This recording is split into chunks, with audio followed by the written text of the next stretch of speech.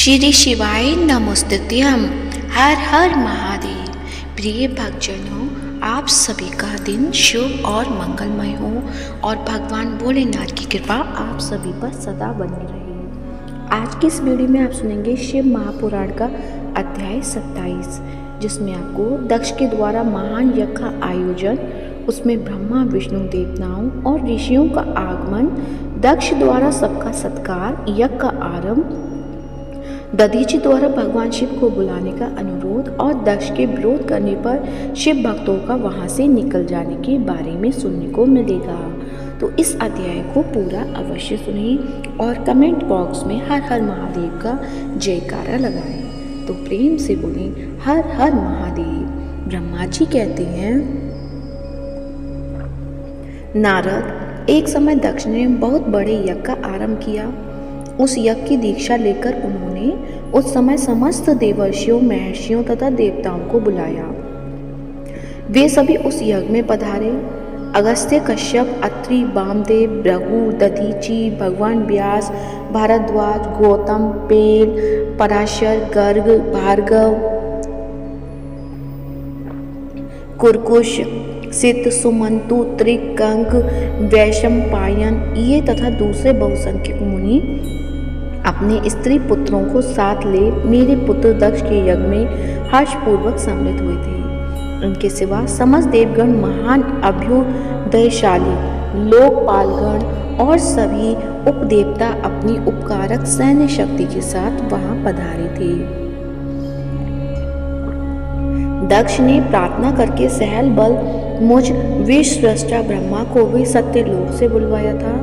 इसी तरह भांति भांति से सादर प्रार्थना करके वैकुंठ लोक से भगवान विष्णु भी उस यज्ञ में बुलाए गए थे। शिवद्रोही दुरात्मा दक्ष ने उन सबका बड़ा सत्कार किया। विश्वकर्मा ने अत्यंत दीप्तिमान, विशाल और बहुमूल्य दिव्य भवन बनाए थे। दक्ष ने वे ही भवन समागत अतिथियों को ठहरने के लिए दिए। दक्ष का वह महायज्ञ उस समय कनखल नामक तीर्थ में हो रहा था। उसमें दक्ष ने भृगु आदि तपोधनों को ऋत्विज बनाया। संपूर्ण मरुदरों तथा साथ स्वयं भगवान विष्णु उनके अधिष्ठाता थे। वे वेद त्रय की विधि को दिखाने या बताने वाला ब्रह्मा बना था। इसी तरह संपूर्ण दिक्पाल अपने आयुधों और परिवारों के साथ द्वारपाल एवं रक्षक बने थे और सदा कौतूहल पैदा करते थे। स्वयं यज्ञ सुंदर रूप धारण करके दक्ष के उस यज्ञ मंडल में उपस्थित था। महामुनियों में श्रेष्ठ सभी महर्षि स्वयं वेदों के धारण करने वाले बहुत थे। अग्नि ने भी उस यज्ञ महोत्सव में शीघ्र ही हविष्य ग्रहण करने के लिए अपने शस्त्र रूप प्रकट किए।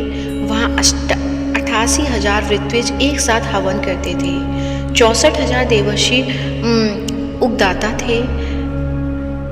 अध्वर्यु एवं होता भी उतने ही थे। नारद आदि देवर्षि और सप्तऋषि पृथक पृथक गाथा गान कर रहे थे।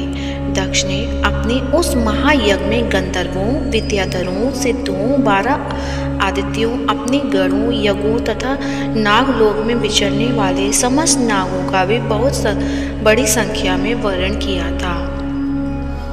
वैश्य, राजर्षि और देवर्षियों के समुदाय तथा बहुसंख्यक नरेश भी उनमें आमंत्रित थे, जो अपने मित्रों, मंत्रियों तथा सेनाओं के साथ आए थे।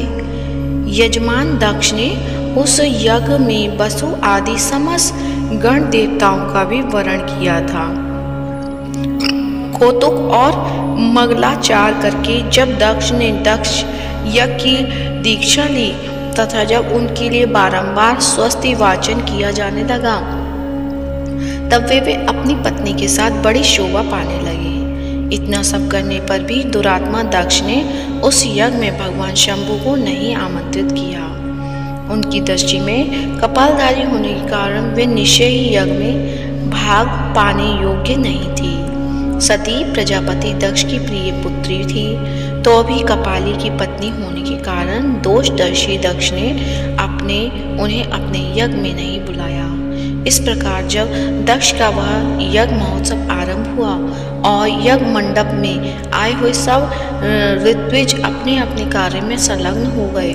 उस समय वह भगवान शंकर को उपस्थित ने देख शिव भक्त दधीची का चित्त अत्यंत उद्गन्न हो उठा और वे यूं बोले।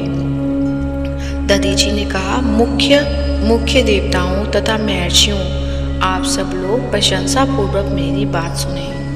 इस यज्ञ महोत्सव में भगवान शंकर नहीं आए थे, इसका क्या कारण है? यद्यपि ये देवेश्वर बड़े बड़े मुनि और लोकपाल यहाँ पधारे हैं, तथापि उन महात्मा पिनाकपाणी शंकर के बिना यह यज्ञ अधिक शोभा नहीं पा रहा है। बड़े बड़े विद्वान कहते हैं कि मंगलमय भगवान शिव की कृपा दृष्टि से ही समस्त मंगल कार्य संपन्न होते हैं, जिनका ऐसा प्रभाव वे पुराण पुरुष वृषभध्वज परमेश्वर श्री नीलकंठ यहाँ क्यों नहीं दिखाई दे रहे हैं। दक्ष जिनके संपर्क में आने पर अथवा जिनके स्वीकार कर लेने पर अमंगल भी मंगल हो जाते हैं, तथा जिनके 15 नेत्रों से देखे जाने पर बड़े बड़े नगर तत्काल मंगलमय हो जाते हैं, उनका इस यज्ञ में पदार्पण होना अत्यंत आवश्यक है। इसलिए तुम्हें स्वयं ही परमेश्वर शिव को यहाँ शीघ्र बुलाना चाहिए, अथवा ब्रह्मा प्रभावशाली भगवान विष्णु, देवराज इंद्र, लोकपाल गणों, ब्राह्मणों और सिद्धों की सहायता से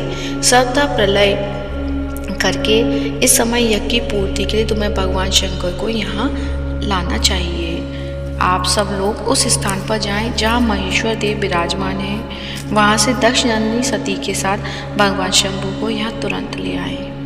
देवश्वरों, जगदम्बा सहित वे परमात्मा शिव यदि यहाँ आ गए तो उनसे कुछ पवित्र हो जाएगा। उनके स्मरण से, उनके नाम लेने से सारा कार्य पुण्यमय बन जाता है।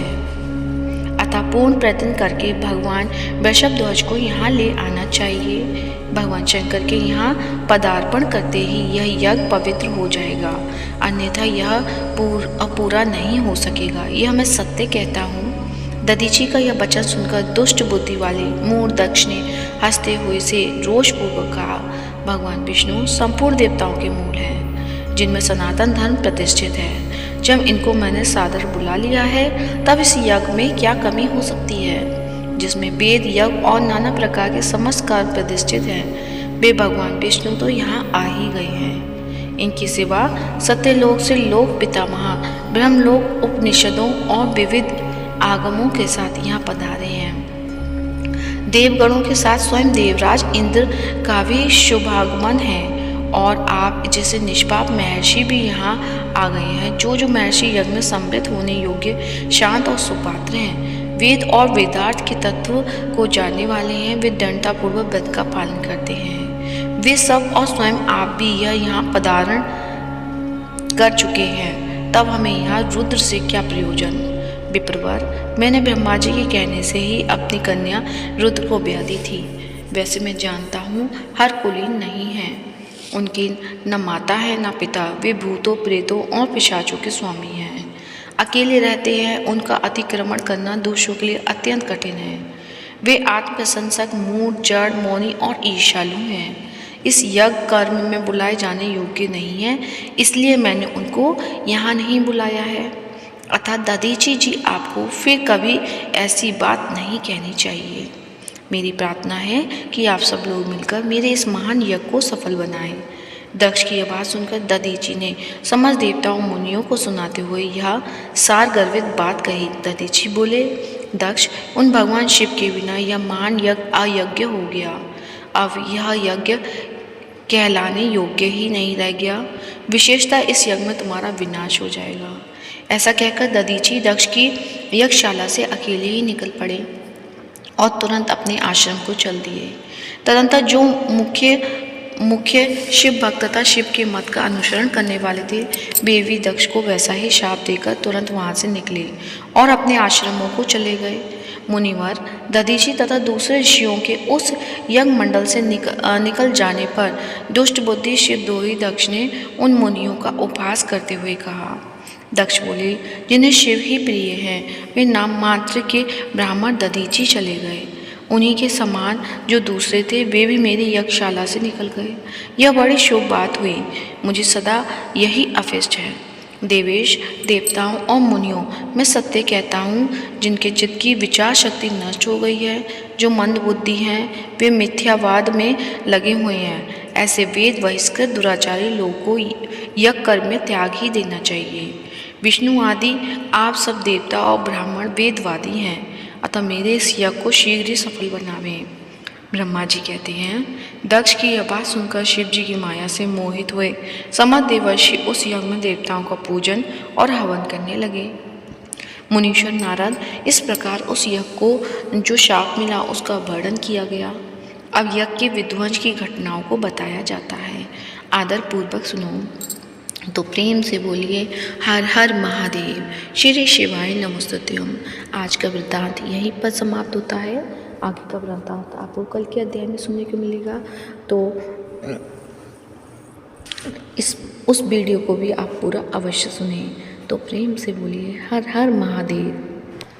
तो आइए अब सुनते हैं सावन के महीने में प्रतिदिन सुना जाने वाला श्री शिव चालीसा। तो प्रेम से बोलिए, शंकर भगवान की जय हो।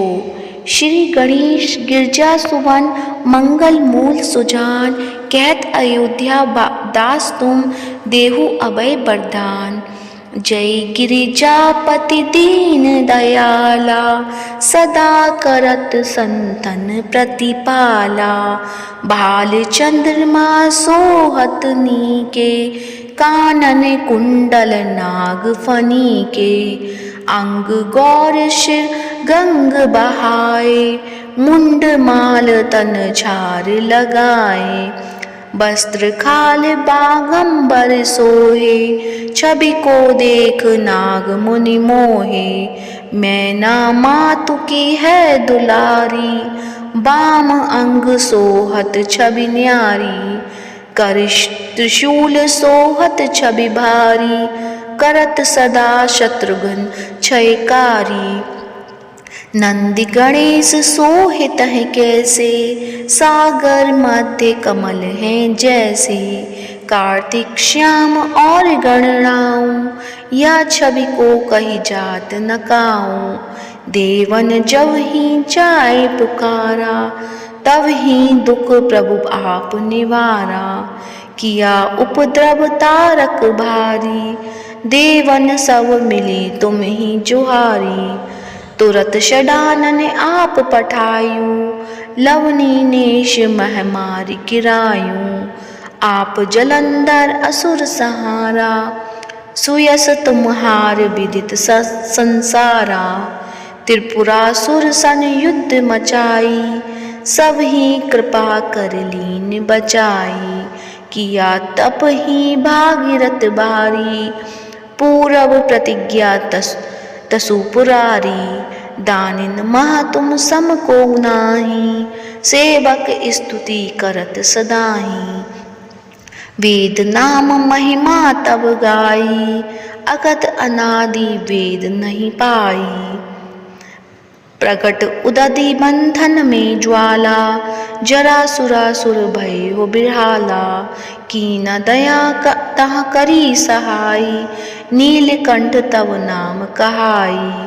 पूजन रामचंद्र जब कीना, जीत के लंक विभीषण दीना। सहस कमल में हो रहे धारी, कीना परीक्षा तब ही पुरारी। एक कमल प्रभु राख्यूं जोई, कमल नयन पूजन चह सोई। कठिन भक्ति देखी प्रभु शंकर, भय प्रसन्न दिए इच्छित वर। जय जय जय अनंत अविनाशी, करत कृपा सबके घटवासी। दुष्ट सकल नित्य मोहि सतावे, भ्रमत रहे मोहि चैन न आवे। त्राहि त्राहि मैं नाथ पुकारो, यही अवसर मोहि आन उबारो। ले त्रिशूल शत्रुघ्न को मारो, संकट से मोहि आन उपारो। मातु पिता भ्राता सब कोई, संकट में पूछत नहीं कोई। स्वामी एक है आस तुम्हारी, आए हरू अब संकट वारी। धन निर्धन को देत सदाही, जो कोई जांचे वो फल पाई। स्तुति के ही विधि करो तुम्हारी, चमुनाथ अब चूक हमारी। संकट के नाशक, मंगल कारण विघ्न विनाशक। योगी यति मुनि ध्यान लगावे, नारद शारद शीश नवावे। नमो नमो जय नमो शिवाय, सुर ब्रह्मादिक पार पाए। जो यह पाठ करे मन लाई, तापर होते है शंभु सहाई। ऋणिया जो कोई हो अधिकारी, पाठ करे सो पावन हारी। पुत्रहीन कर इच्छा कोई, निश्चय शिव प्रसाद ते ही होई। पंडित त्रयोदशी को लावे, ध्यान पूर्वक होम करावे। त्रयोदशी व्रत करे हमेशा, तन नहीं ताके रहे कलेशा। धूप दीप नैवेद्य चढ़ावे, शंकर सम्मुख पाठ सुनावे। जन्म जन्म के पाप नसावे, अंतवास शिवपुर में पावे। कहे अयोध्या आस तुम्हारी, जानी सकल दुख हरहूँ हमारी। नित नेम कर प्रातः ही पाठ करो चालीसा। तुम मेरी मनोकामना पूर्ण करो जगदीश। मकसर छठे हेमंत ऋतु, संबत 64 जान। स्तुति चालीसा, शिव ही पूर्ण कीन कल्याण। तो प्रेम से बोलिए हर हर महादेव। उम्मीद करती हूँ आज की कथा अच्छी लगी होगी। कथा अच्छी लगी है तो वीडियो को लाइक करें, शेयर करें और कमेंट में हर हर महादेव अवश्य लिखें। और इस वीडियो को ज़्यादा से ज़्यादा शिव भक्तों को फॉरवर्ड करें। धन्यवाद। जय जय